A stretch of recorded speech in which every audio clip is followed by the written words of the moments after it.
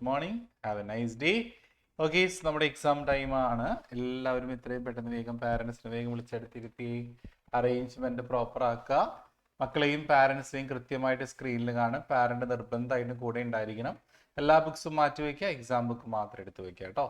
എത്രയും പെട്ടെന്ന് എല്ലാവരും അറേഞ്ച്മെന്റ് പ്രോപ്പർ ആക്കി. അനാമിക, ആൻമരിയ പാരന്റ് അവിടെ, പിന്നെ ഗംഗ പാരന്റ് അവിടെ വിളിക്കൂ. സാവിയോ പാരന്റ് അവിടെ, സാവിയോ. തൻസിഹ, സ്റ്റീവ് പാരന്റ് അവിടെ, സ്റ്റീവ്. വേഗം വിളിക്കുക. നിങ്ങൾ ഇങ്ങനെ ഇല്ല എന്ന് പറയുന്നത് വീട്ടിൽ ആരും ഇല്ലേ? അപ്പോൾ ആരെങ്കിലും വിളിച്ചിരുത്തോ? നിങ്ങൾ നിർബന്ധമായിട്ടും പാരന്റ് ഉണ്ടായിരിക്കും. ഒരു 10 മിനിറ്റ് നിങ്ങളുടെ കൂടെ ഇരിക്കാൻ പറ്റൂലേ? 10 മിനിറ്റ് ഒന്ന് കൂടെ ഇരിക്കാൻ പറയാം പാരന്റ്സിനോട് എല്ലാവരോടും കേട്ടോ. Yes, okay. അപ്പൊ ക്വസ്റ്റ്യൻ സ്ക്രീനിൽ കാണാം. ആരും ക്വസ്റ്റ്യൻ കോപ്പി ചെയ്യേണ്ടതില്ല. ക്വസ്റ്റ്യൻ ഇതാണ്: from the following information prepare double column cash book prepare ചെയ്യുക. April 1 cash balance 8,000, bank balance 6,200. April 5 received cash from റമീസിന്റെ കയ്യിൽ നിന്ന് ക്യാഷ് കിട്ടി, റിസീവ്ഡ് ആണ്, 4,000. April 8 purchased goods by cheque, goods purchase ചെയ്തു, cheque കൊടുത്ത് 5,000.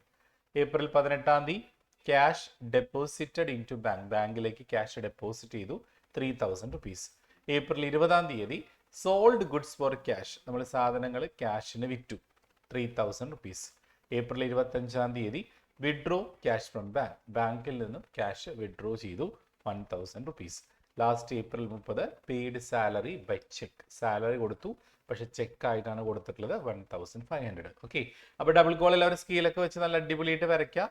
കാൽക്കുലേറ്റർ എടുത്തു വെക്കുക. കൃത്യമായിട്ട് നിങ്ങൾ കാര്യങ്ങൾ ചെയ്യുക. All the best.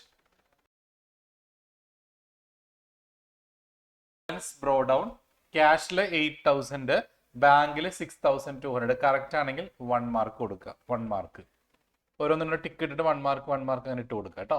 5 to Ramees എന്ന് പറഞ്ഞിട്ട് ക്യാഷിൽ 4,000 എഴുതിയാൽ 1 മാർക്ക്. 8 പർച്ചേസ് ആണ്, അതിപ്പുറത്ത് നമ്മൾ 8 പർച്ചേസ് ബാങ്കിൽ 5,000 എഴുതിയാൽ അതിന് 1 മാർക്ക്. പിന്നെ 18 ഒരു കോൺട്രാ എൻട്രി ആണ്. സോ നമ്മൾ 18 ടു ക്യാഷ് എന്ന് പറഞ്ഞിട്ട് ബാങ്കിൽ 3,000 കാണിക്കാൻ 1 മാർക്ക്. ഇപ്പുറത്ത് 18 ബൈ ബാങ്ക് എന്ന് പറഞ്ഞിട്ട് ക്യാഷിൽ 3,000 കാണിക്കാൻ 1 മാർക്ക്. പിന്നെ സി ഇവിടെ സ്പെസിഫൈ ചെയ്ത്, സി സ്പെസിഫൈ ചെയ്തിട്ടില്ലെങ്കിൽ 1/2 മാർക്ക് കുറയ്ക്കുക കേട്ടോ. അപ്പൊ ഇവിടെ 1 മാർക്ക്, ഇവിടെ 1 മാർക്ക്. അപ്പൊ കോൺട്രാക്ട് ശരിക്കും 2 മാർക്ക് ഉണ്ട്. അത് 20 ആണ്. ടു സെയിൽസ് ക്യാഷിൽ 3,000 കാണിക്കുക, 1 മാർക്ക്. 25 വീണ്ടും കോൺട്രാ വരുന്നുണ്ട്. ടു ബാങ്ക് എന്ന് പറഞ്ഞ് ക്യാഷിൽ 1,000, ഇപ്പുറത്ത് ബൈ ക്യാഷ് എന്ന് പറഞ്ഞിട്ട് ബാങ്കിൽ 1,000 സീന്ന് സ്പെസിഫൈ ചെയ്യുക. അപ്പൊ ഇവിടെ എഴുതിയാൽ 1 മാർക്ക്, ഇവിടെ എഴുതിയാൽ 1 മാർക്ക്. സീന്ന് എഴുതിയിട്ടില്ലെങ്കിൽ 1/2 മാർക്ക് കൊടുക്കുക കേട്ടോ.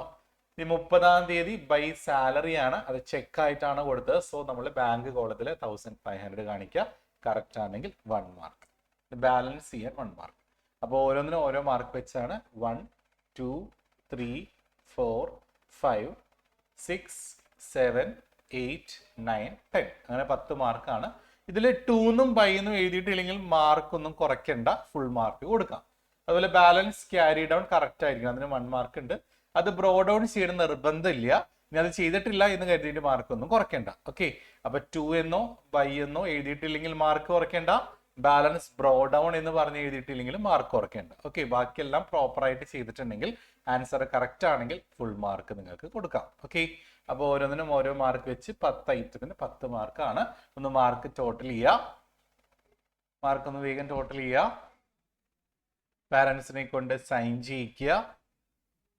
യെസ്, ആപ്പിൽ മാർക്ക് അപ്ഡേറ്റ് ചെയ്യണം. അതിനോടൊപ്പം തന്നെ പേപ്പർ സെൻഡ് ചെയ്യാം. 1 മിനിറ്റ് ടൈം.